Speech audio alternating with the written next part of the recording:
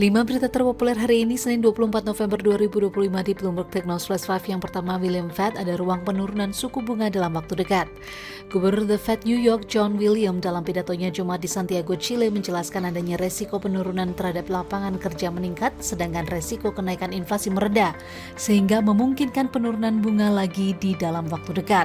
Investor pun meningkatkan peluang penurunan suku bunga pada pertemuan The Fed awal Desember menjadi sekitar 70%, naik dari sekitar 35% sebelumnya. Pernyataan Williams dilontarkan saat Gubernur The Fed Jerome Powell berusaha mencapai konsensus di antara kelompok pembuat kebijakan yang terbelah menjelang pertemuan mereka di Washington. Secara historis, Williams selalu sejalan dengan kebijakan Powell terkait suku bunga. Gubernur The Fed New York ini menambahkan bahwa tarif akan terus menaikkan harga hingga tahun depan, tetapi dia memperkirakan inflasi akan kembali ke jalur menuju 2% pada 2027. Ia juga memperingatkan adanya tekanan berlawanan dari kebijakan imigrasi dan tarif, dan pertumbuhan mungkin berada di sekitar tingkat trennya. Kedua, Patrick Waluyo mundur dari CEO Goto diganti Hans Patuwo. PT Goto Gojek Tokopedia Tbk atau Goto berencana menggelar rapat umum pemegang saham luar biasa atau RUPSLB pada 17 Desember 2025. Diduga RUPSLB terkait pengunduran diri CEO Goto Patrick Waluyo. Menurut sumber, posisi Patrick akan digantikan Direktur Goto atau Presiden Layanan On Demand and Chief Operating Officer Goto, Hans Patuwo. Sebelumnya, Hans menjabat sebagai Presiden Teknologi Finansial pada tahun 2023 setelah menjabat sebagai Kepala Pembayaran dan Layanan Keuangan dari tahun 2021 hingga 2022.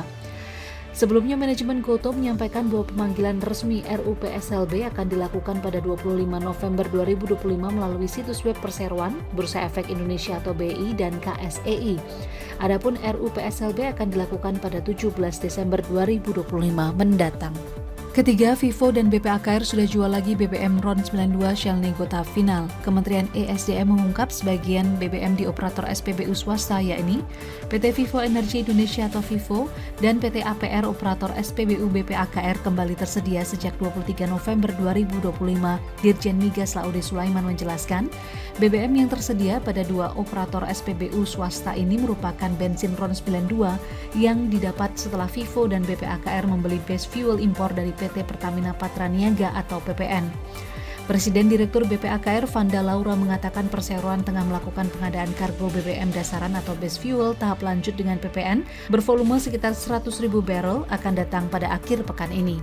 Sementara PJ Corporate Sekretari PPN Robert Dumatubun mengatakan Shell dan Vivo masih melakukan perundingan business to business terkait pengadaan base fuel tersebut. Menurut Robert, Shell dan Vivo akan tetap menggunakan kuota impor BBM tahun depan apabila dua perusahaan itu tidak membeli base fuel untuk periode tahun ini.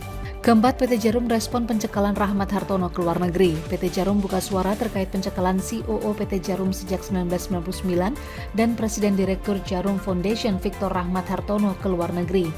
Menurut Corporate Communication Manager PT Jarum Budi Darmawan, perusahaan akan menghormati proses hukum yang bergulir dan patuh pada ketentuan hukum. Rahmat menjadi satu dari 5 nama yang dicekal ke luar negeri terhitung sejak 14 November 2025 hingga 14 Mei 2026 atas permohonan Kejaksaan Agung.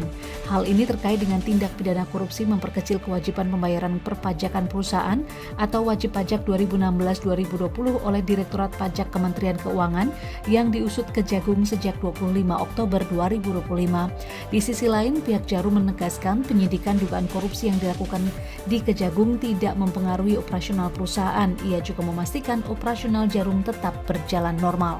Kelima, kronologi 250 ton beras ilegal dari Thailand saat stok RI surplus. Menteri Pertanian Andi Amran Sulaiman menyatakan adanya 250 ton beras ilegal dari Thailand terjadi akibat perusahaan swasta yang memanfaatkan kawasan perdagangan bebas atau Free Trade Zone atau FTZ Sabang.